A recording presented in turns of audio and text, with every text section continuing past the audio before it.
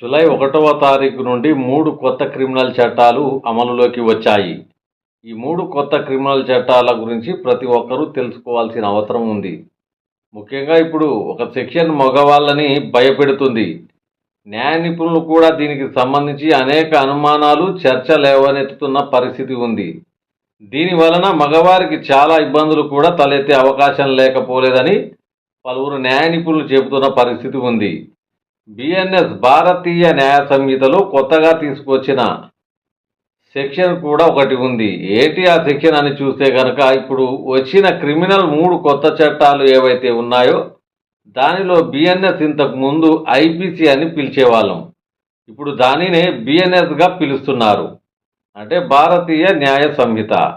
మహిళలకు సంబంధించిన, పిల్లలకు సంబంధించి కానీ వారిపై జరుగుతున్న నేరాల నియంత్రణకు సంబంధించి చాలా కఠినతరమైన నిర్ణయాలు ఈ బిఎన్ఎస్లో తీసుకున్నారు.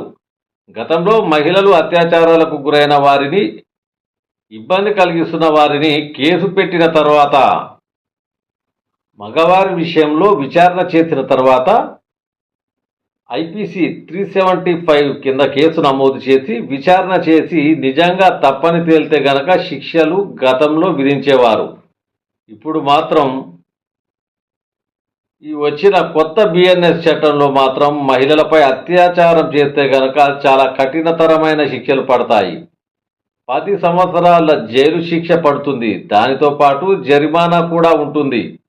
కాబట్టి ఆ సెక్షన్ ఏంటి, ఆ సెక్షన్లో ఏముంది అనేది ఖచ్చితంగా మనం తెలుసుకోవాల్సిన అవసరం ఉంది.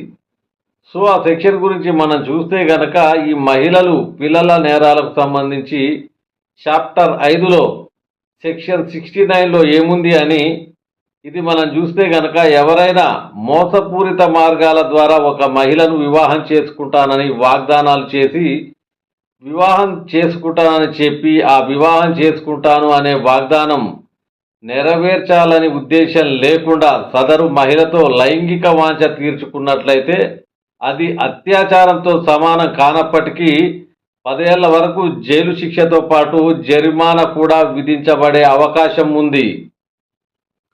అయితే మరికొన్ని సందర్భాలలో అంటే మోసపూరిత వాగ్దానాల ద్వారా మహిళలకు ఆశ చూపించి, అంటే ఉద్యోగం లేదా ప్రమోషన్ లాంటివి ఆశ చూపించి కూడా తమ లైంగిక వాంఛ మగవారు తీర్చుకున్న సందర్భంలో, మోసపూరిత వాగ్దానాల ద్వారా లేదా నెరవేర్చే ఉద్దేశం లేనప్పటికీ, అంటే పెళ్లి చేసుకుంటానని ఇచ్చిన మాటను నెరవేర్చే ఉద్దేశం లేనప్పటికీ పెళ్లి చేసుకుంటానని నమ్మించి శారీరకంగా కలిసి మోసం చేస్తే 10 సంవత్సరాల జైలు శిక్ష పడేటువంటి అవకాశం ఉంటుంది.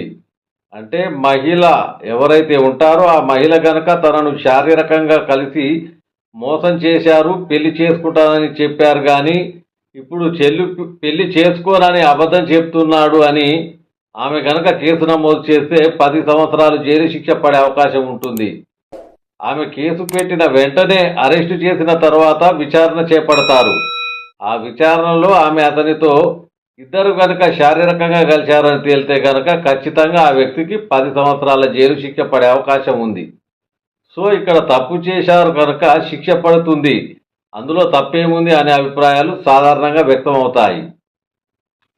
కానీ ఇక్కడ ఇద్దరు శారీరకంగా కలిసిన, ఇద్దరు ఒప్పందంతోనే, వారిద్దరి మనసులలో అంతర్గతంగా ఎలాంటి ఉద్దేశం లేకుండా కేవలం ఈ రోజు వరకు మాత్రమే మనం శారీరకంగా కలుసుకుందామని వాళ్ళిద్దరూ అనుకుంటే, వాళ్ళు పరస్పర ఇష్టంతో కలిసిన తర్వాత అసలు పెళ్లి చేసుకునే ఉద్దేశం ఇద్దరికీ లేనప్పటికీ ఆ మహిళకు మరియు అతనికి ఏమైనా వివాదం తలెత్తిన సందర్భంలో ఆ మహిళ ఒకవేళ మనసు మార్చుకొని కేసు గనక అతని పైన పెడితే చాలా సందర్భాల్లో అలాంటి అవకాశాలు కూడా ఉంటాయి. అలా కనుక పెడితే ఆ వ్యక్తి నష్టపోయే అవకాశం ఉంటుంది. ఆ వ్యక్తికి 10 సంవత్సరాల జైలు శిక్ష పడితే అతడి జీవితం నాశనం అయ్యే అవకాశం ఉంటుంది. ఈ బిఎన్ఎస్లో తీసుకొచ్చిన ఈ కొత్త సెక్షన్ వలన అలాంటి సందర్భాలలో మగవారు తీవ్ర ఇబ్బందులు పడే అవకాశం ఉంటుందని న్యాయ నిపుణుల అభిప్రాయాలు వెలిబిచ్చుతున్న పరిస్థితి ఉంది. అయితే సాధారణంగా ఇప్పుడు చాలామంది లవ్ చేసుకుని బ్రేకప్ చెప్తున్న సందర్భాలు ఉంటాయి ఒక్కొక్కసారి. ఇద్దరికి ఏకాభిప్రాయం కుదరకపోవటం వలన మరి ఇంకే కారణాలతోటి అయినా బ్రేకప్ చెప్తుంటారు. కొన్ని రోజులు ప్రేమించుకొని శారీరకంగా కలిసినా కలవకపోయినా బ్రేకప్ చెప్పుకుంటున్న సందర్భాలు కూడా ఉంటాయి. అప్పుడు ఆ మహిళ కనుక అతనిని ఇబ్బంది పెట్టే ఉద్దేశంతో కేసు పెట్టే ఆలోచన కనుక ఉంటే కేసు పెట్టడానికి అవకాశం ఉంటుంది. దీంట్లో ఏంటంటే అరెస్టు ముందు చేస్తారు, విచారణ తర్వాత చేస్తారు. అప్పుడు ఆ విచారణ జరుగుతున్నంత కాలం అతను మానసికంగా చాలా ఇబ్బందులు పడే అవకాశం ఉంటుంది అనే అభిప్రాయాలు వ్యక్తం అవుతున్నాయి. ఈ సెక్షన్ ఇప్పటికే జూలై 1 నుంచి అమల్లోకి వచ్చింది కాబట్టి ప్రతి ఒక్కరు కూడా మహిళల విషయంలో కానీ పిల్లల విషయంలో కానీ చాలా జాగ్రత్తగా ఉండాల్సిన అవసరం ఉంటుంది. సెక్షన్ల గురించి చాలా వరకు అవగాహన పెంచుకోవాల్సిన అవసరం ఉంది. ఎందుకంటే గతంలో మాదిరిగా కాకుండా ఇప్పుడు వచ్చిన 3 క్రిమినల్ చట్టాలు ఏవైతే ఉన్నాయో చాలా కఠినంగా ఉన్న చట్టాలు ఇవి. కాబట్టి ప్రతిదీ తెలుసుకోవాలి. తద్వారా మనం తప్పులు చేయకుండా ఉండటానికి అవకాశం ఉంటుంది.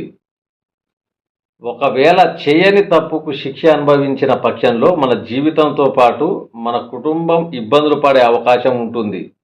కొత్తగా వచ్చిన బిఎన్ఎస్ చట్టాల మీద సామాన్యులు అవగాహన పెంచుకోవాల్సిన అవసరం ఉంది. ముఖ్యంగా బిఎన్ఎస్లో చాప్టర్ 5లో సెక్షన్ 69 ఏదైతే ఉందో దీనిని దృష్టిలో పెట్టుకొని మహిళల విషయంలో కానీ పిల్లల విషయంలో కానీ జాగ్రత్తగా ఉండాల్సిన అవసరం ఉంటుంది. ఇవే కాకుండా ఇంకా కొన్ని చట్టాలు ఉన్నాయి. ఆ చట్టాల గురించి అవగాహన పెంచేందుకు మీకు రెగ్యులర్గా అప్డేట్స్ పెట్టే ప్రయత్నం చేస్తాను.